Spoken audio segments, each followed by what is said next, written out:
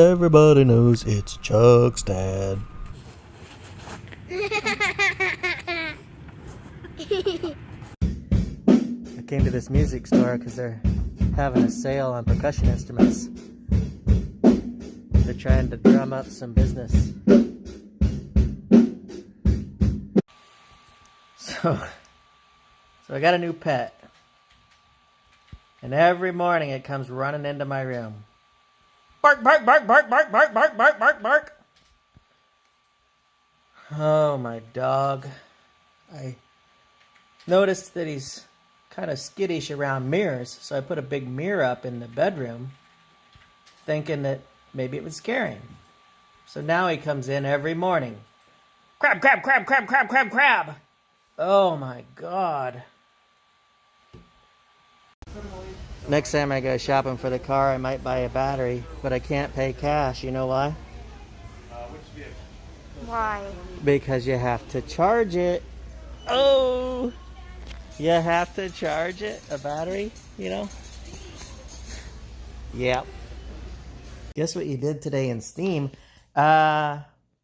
Evaporated water with a Bunsen burner. No, that would be science. Well, it would also be STEAM. That's horrible. So, do you know what you have in common with underwriters? Well, if you want to find out, just subscribe. Subscribe, underwriter. You know why I want to go home and take a nap after we're shopping? Because you're tired? I just bought 4 of these and I'm tired.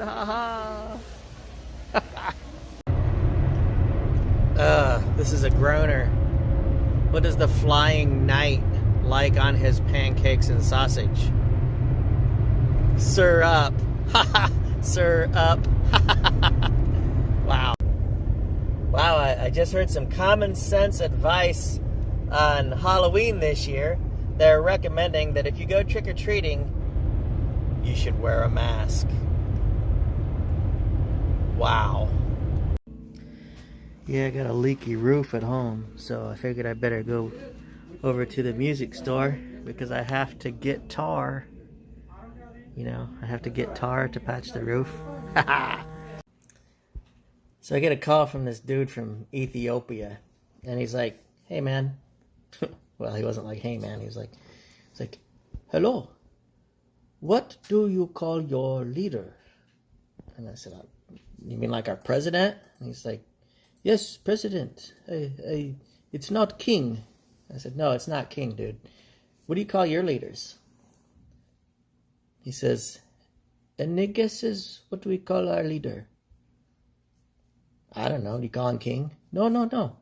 "Any guesses what we call our leader?" I'm like, dude, I don't know. President? No. Enigos is what we call our leader. I'm like, dude, I just guessed 3 times. What are you talking about? I used to be a gold miner. I was pretty good at it, and before too long I made enough money to buy a ship. And I went to sail around the world, and at one point I was captured by another vessel. And the crew from the other vessel took me to their captain. And the captain says, "Arr, what do you do?" And I said, "Well, I'm a comedian." "A comedian, huh? Make me laugh." So I said, "What do gold miners and sailors have in common?" "I don't know." And I said, "Well, they're both trying to avoid pyrite." "Arr, walk the plank," he says. So I walked the plank, and as they're sailing off in the distance, I yell to him, "Why'd you make me walk the plank?"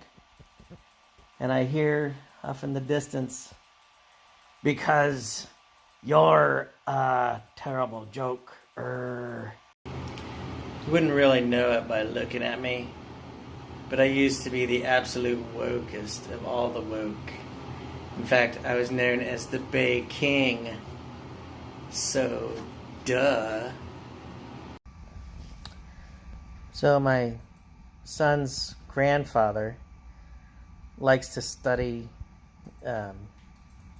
medieval armor, and he also likes to study stones and stuff like that. So we've been working on a project. We built him some chainmail, but we built it from links we made from granite, which is really tough to do. Anyway, I thought I'd surprise him at school the other day. I'm like, hey, son, got a surprise for you. I had packaged it up, and we were going to send the granite mail to his grandfather. We get to the post office, and there's this dude there. He's a gangbanger of some sort. I don't know. But anyway, he's like, Dad, what's the surprise? I said, we're going to mail this. We're going to mail it today. And he says, oh, gee, mail. Hey, G, mail this Gmail to my Gmail. That's 4. So I get a call from one of my friends today. He's a police officer, and he's telling me about this artist that they just arrested. They've been following this guy for months, and he's been running up thousands and thousands of dollars worth of illegal debts here in town and basically all around the state. They haven't been able to figure out how he's been doing it, because the only thing he ever does is go to the library. Well, one of the librarians got a book returned the other day, and he opened it up, and it was just filled with silly little sports pictures and horses and all kinds of drawings. And the only people who had been checking this book out were the artist and the guy who turned it in. It turns out the guy was placing bets for him. So this was their big lead. They finally got a break. And the way they figured it out was because the guy was making sketchbook with his bet maker. I just got back from my travel agent. I wanted to.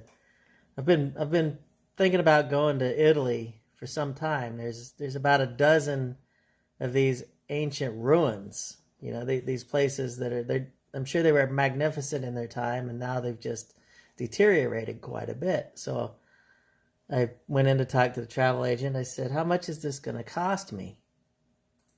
I explained the trip to him, and he says, "Oh, that's about 12 grand you're going to need."